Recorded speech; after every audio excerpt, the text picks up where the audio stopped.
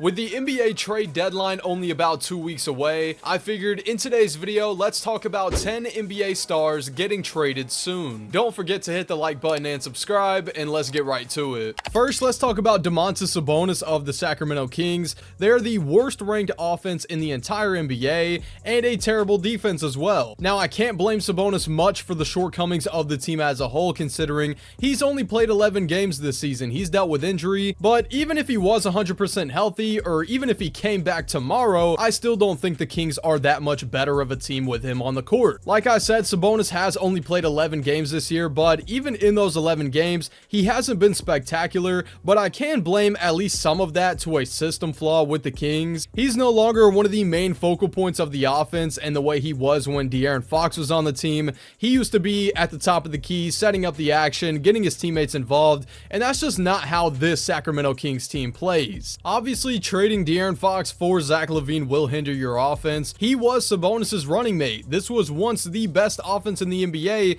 just a few years ago, and now Sabonis kind of looks lost out there. He's not getting those easy looks at the rim like he used to, and he's not getting fed the ball in situations that are best for him. This Kings team just does not play to Sabonis' strengths, and you're certainly not helping yourselves out as far as Sabonis' trade value goes. He's about to be 30 years old. He's making over $40 million a season. He's having a down year, and he's dealing with injuries. You're paying too much money for a team that just genuinely is not good together. None of these guys play off each other well, and that has definitely impacted Sabonis' value. You're not going to get the same level of trade compensation you gave up for him, which included Tyrese Halliburton. You really need to just be okay with whatever the best offer out there is and continue to move forward with the young pieces on the team. Next, let's talk about Jrue Holiday of the Portland Trail Blazers, who traded for him in this offseason in a move that I was a bit indifferent on, considering you traded an expiring Anthony Simons contract for a 35-year-old guard going on 36 here soon, and his contract is pretty large. I don't know how many teams would be lining up to trade for Jrue Holiday,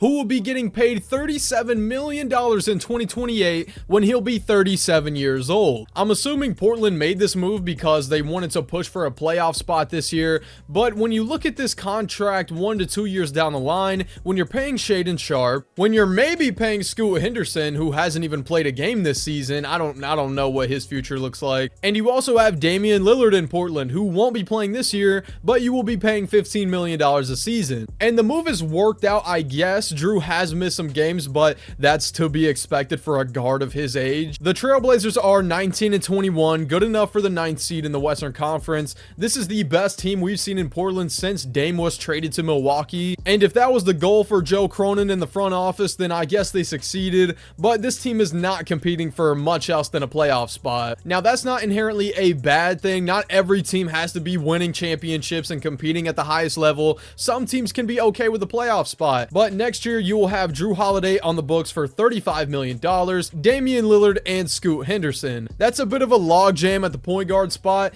and I would assume you'd prioritize Scoot over Jrue, considering he's over a decade younger, but all in all, Jrue's played quite well for the Trailblazers. He's averaging 16-8 on the season, although he has dealt with some injuries, but again, what can you expect from him at this point of his career? But I seriously doubt his trade value ever gets higher than it is right now at 35 years old. I would 100% test the market and see what I could get for Jrue at the trade deadline, but obviously, if the goal is to just make the 8th seed, you might be better off keeping Jrue. However, I don't think that's the best move long term. So if I'm Portland, I'm trading Jrue, not because he's a bad fit or a bad player. He's still playing really good, but the contract and the age just doesn't match up with this team's timeline. Now, let's talk about Trey Murphy of the New Orleans Pelicans. This is the worst team in the Western Conference right now, the 15th seed. Pretty much everything has gone wrong for the Pelicans this year. Jordan Poole hasn't been great. Zion Williamson is still dealing with injuries, and the team sucks. Without their first round pick this year, that will be going to Atlanta. You might be giving the Hawks a top 3 pick in this year's draft, which is going to be a tough pill to swallow, which is why I think the Pelicans should be semi-sellers at the trade deadline. Trey Murphy is having the best season of his career so far, averaging 21 points, 6 rebounds, and 3 assists on 50% shooting from the field and 39% shooting from 3. He's a good defender. He's got long arms. He can play the passing lanes. He's a good offensive player, good 3-point shooter, literally like the perfect archetype of a player for any team in the NBA. And on top of that, he's on a steal of a contract contract, making only $25 million this season, but he's on a 4-year, $112 million contract. Very affordable. And he's only 25 years old. If I had to guess, his trade value is probably around 3 first-round picks, maybe even more, because there's quite literally no incentive for the Pelicans to trade him besides we're bad, so just take our good players. So I could go on and list the Spurs, Warriors, all these teams that I think would be great fits for Trey Murphy, but that's kind of redundant because every team in the NBA would be a great fit for Trey Murphy. He can do pretty much anything you can ask for of a starting wing in the NBA, and he's on a great contract for the next 4 years. So maybe the best idea is to sell high on his value right now, get some picks in this upcoming draft, which looks really promising, to kickstart the rebuild moving forward. I could see both sides of the coin, whether or not you trade Trey Murphy. Obviously, you'd love to keep a guy of this caliber on your roster over the next 4 years, but on the other hand, maybe you'd be better off in the future if you sell high on him right now when his value is peaking. Now, let's discuss Ivica Zubac of the Los Angeles Clippers. As a Clippers fan myself, this hurts to even bring up Zubac's name in a trade discussion because Big Zoo has been one of the most reliable big men in the NBA over the last 2 to 3 years and has almost all the good traits you want out of your long-term starting center. He's a great rim protector, an underrated one at that, has good touch around the rim, a solid hook shot, and is a really good screen setter. I do think the Clippers are a better team with Big Zoo. He provides stability down low, a great defender as well, but it's clear to both me and you, the Clippers are not winning a championship this season. Hell, they're not even close. And that's if they can even make the playoffs, which looks like a feat in itself for this team. So considering all of that, and of course the Clippers not owning their first round pick this year, they don't own a single first round pick of their own until 2030. So now might be the time to jump on a Zubac trade because in all honesty, he might have the most value of any player on this roster. He's 28 years old, smack dab in his prime, on an extremely team-friendly deal of only $18 million this season, and is under contract for the next 2 years onward, and fills the need of a big man for a lot of teams trying to compete right now or down the line. Off the top of my head, I like the Pacers, who need their Miles Turner replacement for Tyrese Halliburton next year. I think Zoo would be a great fit in Indiana. The Celtics also need a big man despite them massively overperforming this season. The Warriors are still searching for a true center not named Draymond Green, and the Chicago Bulls will also need a center after they trade Vucevic or let him walk in the offseason. I could go on and on. There are so many teams around the league that I believe would be great fits for Zubac, who's averaged around 15 points and 11 rebounds over his last 2 years in LA, and I think the Clippers desperately need assets to build with in the future, ones that they could get in a Zubac trade. And speaking of the Chicago Bulls and Nikola Vucevic, let's talk about them for a minute. It feels like both the Bulls and Vucevic have wanted to part ways for the last like 2 to 3 years now. I'm sure the Bulls would have packed his bags if they got offered a lottery protected first round pick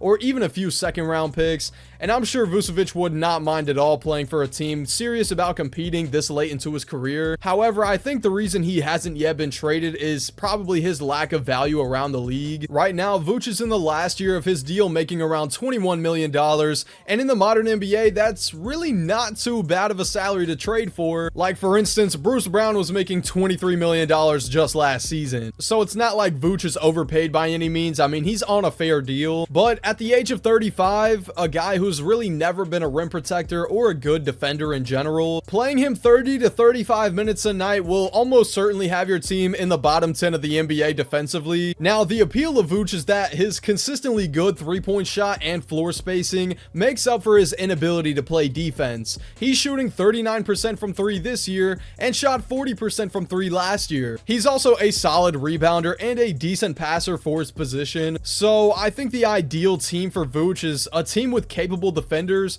that needs that extra offensive firepower. The Boston Celtics could use him. He'd be a nice third, fourth option on this team and could provide some stable play at the center spot. I think the Golden State Warriors are a good fit as well. They could desperately use his size, and even the Grizzlies and the Raptors could make some sense as well. And being 35 years old on an expiring contract, not making too much money, I don't think it'd take much at all to get Vucevic, maybe a second round pick or 2, and I think it'd just be better off for both of them to part ways. Now let's discuss Lauri Markannen of the Utah Jazz. This is his 4th season in Utah and his 9th season in the NBA, which is crazy to me because when I think of Lauri, I still think of him as a young piece, but he's damn near a veteran now. But anyways, Lauri has played the best basketball of his life since arriving in Utah on this rebuilding team, and is currently playing the best basketball of his career right now, averaging 28 points and 7 rebounds on 48% shooting from the field and 36% shooting from three for a low-key overachieving Jazz team. Utah won 17 total games last year, and just 42 games in, they've already won 14 games, which is a clear step in the right direction as far as winning is concerned. But Lauri is a good bit older than their young core of Ace Bailey, Keontae George, and Walker Kessler. So if Utah is all in on maximizing their group of young guys, maybe a Lauri Markannen trade wouldn't be the worst idea at all. In a Lauri trade, you could clear cap space and add some extra draft capital to help rebuild towards the future. You still have some first round picks from Cleveland and Minnesota in the Donovan Mitchell, Rudy Gobert trades, a good group of young guys to build around. Ace Bailey, who you drafted this year, has a ton of potential, and I personally think a Lauri trade makes a lot of sense for Utah. By the time the Jazz are fully back into playoff contention and look like a serious winning basketball team, Lauri will probably be around 30 years old or older, maybe exiting his prime, considering he's 28 right now. And with how much money he's being paid over the next 4 years, close to about $50 million a season, there's quite a decent chance Lauri's value never gets higher than it is right now. He's in his prime, he does so many things well as a forward, he's an underrated passer, he can score 30 plus points with ease if he's given the green light, and at 7'1", he's got more than enough size to be competent in a good team defense. Also, the Jazz are playing a little too well right now, well enough they're close to messing up their draft pick this year, which I believe OKC owns top 8 or top 10 protected. So if you want to completely avoid a scenario where you give up your first round pick this year, you could just trade Lauri, get a haul from a team like Detroit, Golden State, or any other contending team with assets, and tank this year out. But if they want to keep Lauri, that's fine as well. I like what Utah is building right now, and I believe they could easily be a play-in team next year in the West if they can scoop a top 3 pick in this upcoming draft and nail the pick. Now, for Jarrett Allen of the Cleveland Cavaliers, this is a tricky one because Cleveland came into the year with really high expectations, as they should. Last year, they won over 60 games, had a historically great regular season team, and looked like one of, if not the best team in the Eastern Conference. But now in 2026, that feels like a whole decade ago. The energy has shifted in the complete opposite direction. If you would have told me 4 months ago that the Boston Celtics and the Toronto Raptors would have a better record than the Cavs halfway through the season, I would have called you crazy, but that's the reality they live in right now. And this feels like the most crucial year of the Donovan Mitchell era in Cleveland. They've yet to see any real playoff success in his 3 seasons there,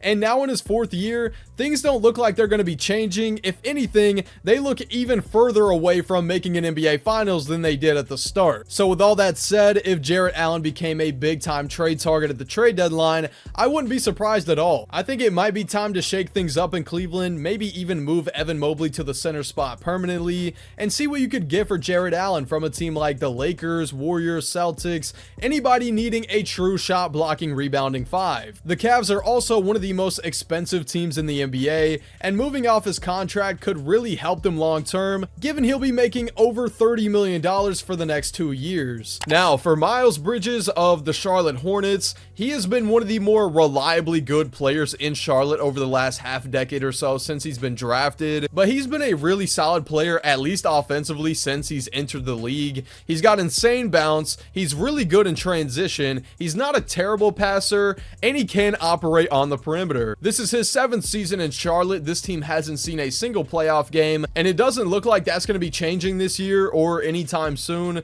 This is one of the better rosters they've constructed since LaMelo's been drafted, and they're the 12th seed in the East. And this has also been one of Miles Bridges' most inconsistent years. Right now, statistically, it's been his worst season since 2021. He's averaging 19 points, 6 rebounds, 4 assists on 44% shooting from the field and 33% shooting from 3. Now, his numbers aren't the most efficient, but they've really never been very efficient throughout his entire career. The amount of possessions that go to Miles Bridges should be going to the younger players on this roster. We already know what he is, and I think now that he's 27 years old in his physical prime, now is the time for him to move on and for the Charlotte Hornets to be okay with trading him. He's on a descending contract, making only $25 million this season and only $22 million the next season. It's a very affordable contract contract, one that's not hard at all to trade for. If you're Charlotte, you can't expect to get 2 first-round picks and a good player out of Miles Bridges, but I would be okay with a solid first and an expiring contract. I think it's at the point where we kind of understand what he's good at, what he's not good at, what he brings to the team, and the Hornets team needs are rim protection, defense, perimeter defense of any kind, and Miles Bridges does not bring that whatsoever, especially at the power forward spot. I think his time in Charlotte has run its course, and there's only 2 years remaining on this deal, including this year,